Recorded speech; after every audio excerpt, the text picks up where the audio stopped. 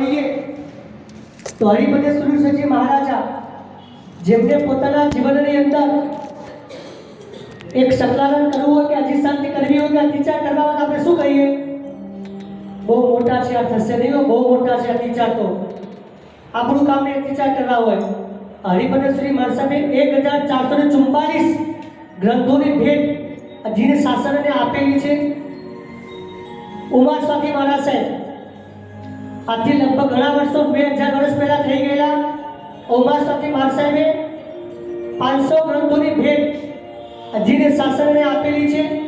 આવા કાલિકાચાર્ય નામના મહારાજ સાહેબ કલિકા સર્વજ્ઞ જેમને પાટણના રાજા કુમારપાલ મહારાજાને જૈન બનાવ્યા હતા એવા કલિકા સર્વજ્ઞ શ્રી હેમચંદ્રાચાર્ય મહારાજ સાહેબ ઉજ્જૈનના રાજા શું નામ હતું? વિક્રમ રાજા.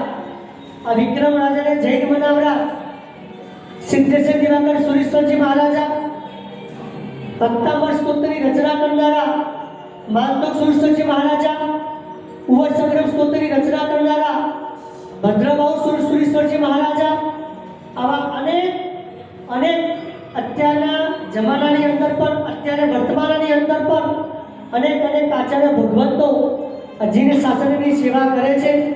બસ આ આચાર્ય પદ દ્વારા આ જગતમાં જેટલા આચાર્ય ભગવંતો થઈ ગયા હવે પછી થવાના છે અને વર્તમાનમાં જે જીન શાસનની સેવા ભક્તિ કરે છે એ બધા આચાર્ય ભગવંતોને લક્ષ્યમાં રાખીને આચાર્ય ભગવંતોનું પૂજન આપણે પોતે આ પ્રમાણે અહીંયાથી કરવાનું છે.